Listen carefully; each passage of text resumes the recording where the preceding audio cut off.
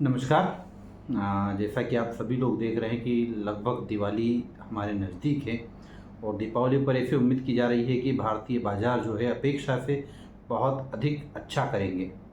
अब आपको ये बात समझना चाहिए कि आखिर आरबीआई हुआ या विश्व की बहुत सारी एजेंसियाँ ये क्यों कह रही है निरंतर कि भारत आने वाले समय में एक भारत की इकोनॉमी बहुत अच्छी होगी और भारत कहीं न कहीं विकसित राष्ट्रों की श्रेणी में पहुँचेगा।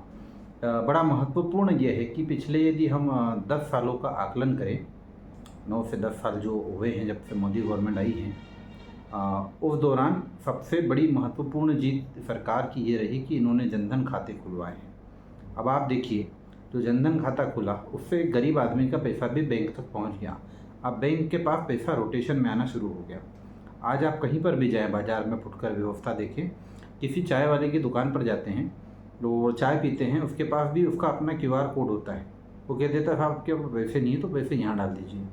तो वो पैसा कहाँ गया? यदि 5 रुपये की उसने चाय ली है या 5 रुपये के पोहे खाए हैं तो 10 रुपये आप नकद नहीं देते और वही 10 रुपये उठ करके उसके खाते में जाते हैं।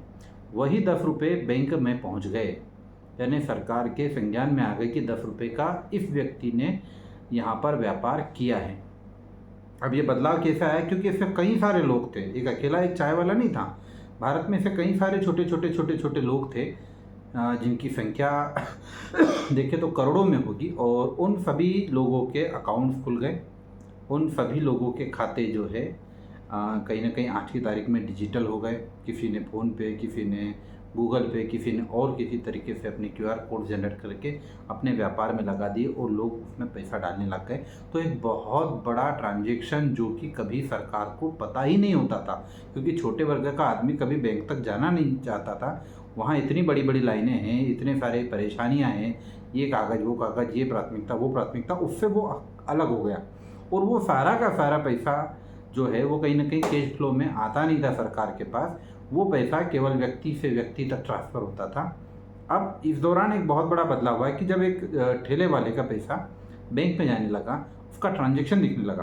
क्योंकि मान लीजिए कम से कम 300-400 रुपये का भी यदि उसने दिन भर में व्यापार करा तो एक महीने में 10-12 हज़ार रुपये उसने ट्रांजैक्शन किया। और उसी को यदि ईयर में देखेंगे तो 1 लाख 1.5 लाख रुपए का ट्रांजैक्शन उसके अकाउंट में कहीं ना कहीं व्यापार के माध्यम से हुआ। इससे क्या हुआ कि हर एक छोटे आदमी की सरकार की नज़र में सिविल बनने लगी। अब सिविल बनने लगी तो उसको लोन आसानी से मिलने लग गया। पहले क्या होता था कि वही आदमी जो ठेला चला रहा है वो कहीं ना कहीं पहुंचता था किसी साहूकार के पास और उससे अधिक ब्याज में पैसा लेता था। अब जब वो बैंक तक पहुंचता है तो बैंक उसको कम ब्याज दर में पैसा उपलब्ध कराती है, वो व्यापार कर सकता है।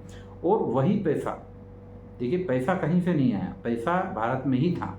सिर्फ उस पैसे को ट्रांजैक्शन में सरकार ने ला करके खड़ा कर दिया तो भारत की इकोनॉमी बूम करने लग गई। अब देखिए धीरे धीरे जब ये व्यापार बढ़ेगा, हर एक व्यक्ति, अभी और कुछ वर्ग हो सकते हैं कि जो शायद इससे बाहर हो, लेकिन आने वाले समय में हर व्यक्ति जब डिजिटल ट्रांजैक्शन की तरफ जाएगा, हर व्यक्ति जब इस तरीके की यूपीआई का इस्तेमाल करेगा, तब भारत का पैसा भारत की बैंकों के माध्यम से सरकार को दिखने लगेगा कि भारत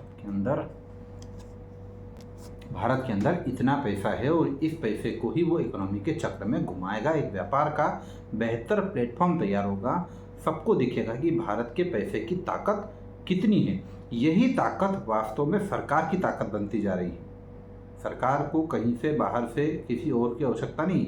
140 करोड़ भारतीय जब प्रधानमंत्री महोदय खड़े होकर के बोलते हैं तो वास्तव में वो बंद मुट्ठी होती है। वो बंद मुट्ठी की जो ताकत है वो कहीं ना कहीं सबको दिखने लगी है। हर एक व्यक्ति, आज की तारीख में हम ये कह रहे हैं कि बहुत कम लोग ऐसे हैं जो इनकम टैक्स पे रहे हैं, लेकिन आने वाले समय में जब व्यापार बढ़ेगा, टैक्स पेयर्स की संख्या बढ़ेगी।